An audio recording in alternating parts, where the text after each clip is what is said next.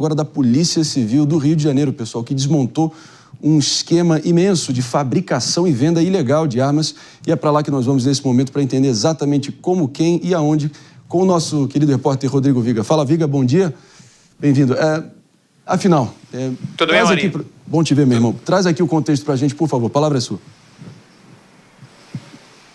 Obrigado, Marinho. Bom dia para você, para a turma toda aí da bancada do Sofá, o nosso ouvinte, espectador internauta desse Morning Show. Fabricação de arma no fundo do quintal, de maneira artesanal, mas que, é claro, armava o crime organizado e também rendia muito dinheiro, muita receita, essa quadrilha que conecta dois importantes estados brasileiros, Rio de Janeiro e Paraná. Paraná e Rio de Janeiro. Ação conjunta acontecendo na manhã desta quinta-feira. 17 mandados de busca e apreensão estão sendo cumpridos em vários endereços aqui no estado e lá no Paraná.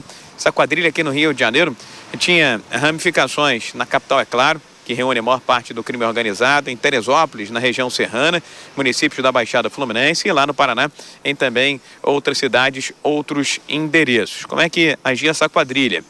De alguma forma, conseguia ter acesso a peças, a equipamentos e, na maioria das vezes, montava armas de forma artesanal no fundo de quintal, depois vendia, comercializava. Tem um farto material da Polícia do Rio de Janeiro comprovando a participação desses integrantes, e depois dessas armas chamadas de Frankenstein por aqui vendidas, auferiam retorno, um lucro de mais de 150%, de acordo com as investigações da Polícia Fluminense. O fato, meu caro Marinho, ouvintes, espectadores internautas da Jovem Pan, que várias armas, inclusive fuzis, armas de grosso calibre, um lança-rojão, já foram apreendidos até agora nessa operação. O militar da reserva, que também faria parte do esquema de montagem, de fabricação, montagem e venda desses armamentos, foi preso, e outros alvos foi preso em flagrante, embora não houvesse contra ele um mandado de busca e apreensão, e outros alvos estão sendo procurados pelas polícias do Rio e também pela Polícia do Paraná.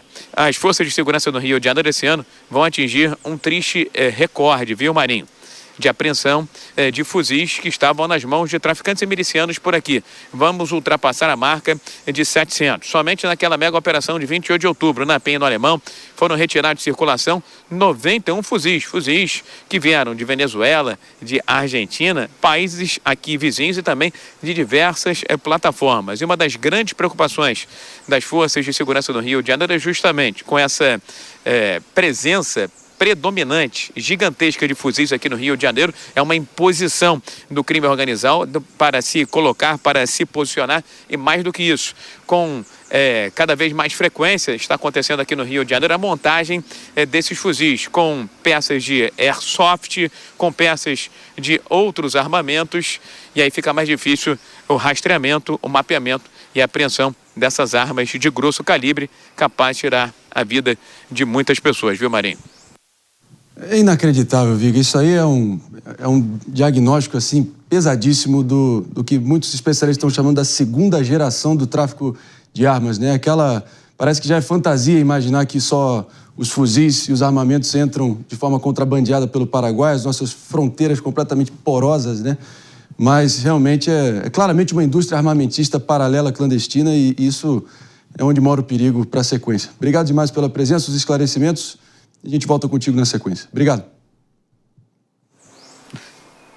Beleza. É isso aí. A gente garante. Grande Viga. Sempre reverente. Beleza, então. André. Beleza, então. Poucas ideias hoje. Viga tem crédito de sobra. Mas isso eu vou te falar um negócio. A gente sempre tinha essa percepção que tráfico de armas era coisa que vinha de fora, mas a gente já tem notícias de Belo Horizonte com fábricas clandestinas, Rio de Janeiro agora, até em Santa Bárbara do Oeste eu já ouvi falar. Então, sim, isso é a segunda geração a de Santa Bárbara, do tráfico de armas. Maiores, tá sabendo disso? Sim, até mesmo a estimativa é que eles produziam até 3.400 armas por ano. Aqui em Tem noção do que isso representa? E eu acho que tem um Aninha, ponto aqui... contextualiza o perigo aqui. Não, o negócio é o seguinte, a gente fala muito sobre a dificuldade de ingressar nas favelas, e é por isso que as favelas estão dominadas, e não sei o quê. O que a gente está vendo aqui é um escândalo, porque demonstra que a ineficiência do Estado, que a falta de presença do Estado, ela não é apenas das favelas. Porque a gente está vendo fábrica de fuzil. Vamos vamos deixar bem claro para nossa audiência que nós não estamos falando de fábrica de faquinha, de estilete, de canivete. Nós estamos falando de fábrica de fuzil. E aí a gente tem 2 pontos. O primeiro é, quem foi treinado para fazer um fuzil? Como é que alguém sabe produzir um fuzil? E segundo, como que a gente permite que fábricas estejam aí presentes nos mais variados estados do Brasil sem qualquer conhecimento das nossas autoridades? Isso é um escárnio. Isso só mostra quão preocupante é a nossa situação de segurança pública atualmente no Brasil todo. Não é só favela. A gente está de volta também para quem está nos ouvindo pela Rede Jovem Pan de rádio. O tema da vez realmente é quase um tapa na cara, um banho de água fria para a gente acordar com o nível que o crime organizado está chegando. Não é alarmismo, é literalmente aquele consenso que havia que tráfico de armas só vinha de fora, de forma clandestina, perfurando, infiltrando as nossas fronteiras. Pelo contrário, tem cada vez mais fábricas sendo reveladas clandestinas dentro do país. A gente achando, né, Josias, que vinha... Agora vem por transportadora privada, compras ali de peças ali por site chinês, e isso vai rolando, e todo mundo vai montando, né? Os bandidos vão montando ao seu bel prazer, né? É um perigo e tanto. Nesse caso, a polícia apreendendo fuzis, Polícia Civil do Rio, até bazuca em fábricas ilegais no Rio de Janeiro, pessoal. Josias, o que você acha? Você vê o grau de complexidade que tem a fabricação dessas armas e a capacidade que as pessoas têm de fazer o mal, né? O grau de especialização para se fazer o mal, né? Agora, também chamou outra coisa que eu notei foi que, apesar da complexidade do que eles estavam fazendo, ou seja, fazendo rifles, fazendo armas, o prédio todo sem reboco, né? Um ambiente todo precário. Então, você vê o baixo desenvolvimento desse ambiente e, ao mesmo tempo, com a complexidade do trabalho criminoso que eles estavam fazendo. Então, antigamente, as pessoas diziam que o crime organizado não vencia no Brasil porque ele não chegava a ser realmente organizado. Mas o fato é ele estar se especializando e se organizando cada vez mais e está ficando mais organizado que o Estado. A verdade é essa. Então, e você vê que isso também nos ambientes de favelas favorecem muito isso. E como eu falei anteontem, são ambientes que não foram civilizados, ambientes que não foram ocupados pelo Estado. Eles permanecem alheios à participação do Estado. É inacreditável, né? A gente está falando ali que os primeiros fuzis de guerra entraram no Brasil depois que a União Soviética caiu e estava precisando fazer caixa e começaram a vender à torta e à direito para o terceiro mundo, né?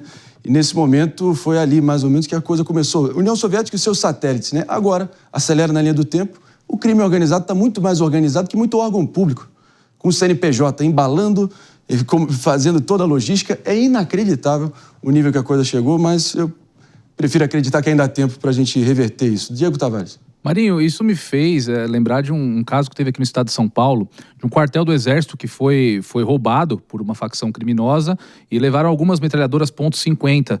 E apurou-se que foi feita uma tentativa de venda para outras facções dessas metralhadoras que não compraram porque disseram que era um armamento obsoleto. Sim. Então, a partir daí, se metralhadoras .50 são obsoletas para algumas facções, imagina o nível do armamento que eles têm. E eu não posso deixar aqui de chamar uma reflexão do tema que está, acho que o tema mais quente que está hoje no Congresso Nacional, que é o PL antifacção ou o Marco Legal de Combate às Facções Criminosas. Qual que é a diferença dessa facção, dessa possível facção organizada que está construindo seu próprio armamento, do Hamas, por exemplo, que construía no território da faixa de Gaza os seus próprios foguetes para lançar no Estado de Israel? Isso é mais um ponto que deixa muito claro que essas facções criminosas, elas não têm só o objetivo de vender entorpecentes e lucrar com essa atividade. Eles têm um plano de terror, eles têm um plano de captura de território, de impor o seu próprio hino, os seus próprios símbolos, as suas próprias leis em parcelas do território do Brasil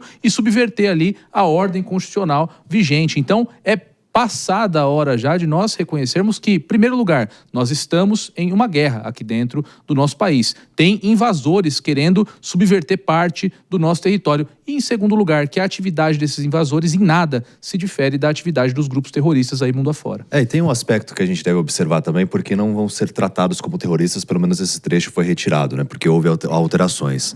Mas trazendo também para o nosso recheio aqui da conversa, alguns dados do Fórum Brasileiro de Segurança Pública mostram que em 2024, governadores de direita pagaram 70% da conta da segurança pública assumida pelos estados. E para 2026, essa é a principal bandeira política da oposição. Só que no trecho dessa PEC que trata sobre essa questão, porque o texto já foi alterado 4 vezes, porque também o Guilherme Derrite, que está à frente como relator, tem recebido as propostas, né, as recomendações até mesmo do governo, né, independente de questões políticas e visões ideológicas diferentes, tem um aspecto que chama muito a atenção, que é a destinação para o fundo, a maneira como o dinheiro, a distribuição do recurso vai ser tratada, porque o governo federal ainda quer centralizar essas ações, ou seja, a distribuição por meio do Fundo Nacional de Segurança Pública. E os estados querem mais autonomia, porque o que de fato demonstra, né, por meio desse levantamento do Fórum Brasileiro, que os estados têm investido por conta própria nesses recursos, né, para que realmente promova ações de enfrentamento aos criminosos. 2026 é logo ali, não poderia ser diferente. E vou aqui com o Josias Teófilo. Você acha que nesse momento, enfim, o que esse dado aqui revela? Que basicamente os governadores de direita segurando a bucha e fazendo o que tem que ser feito de acordo com esse levantamento. Pois é, e esse é o grande tema da eleição de 2026, é a questão da segurança pública.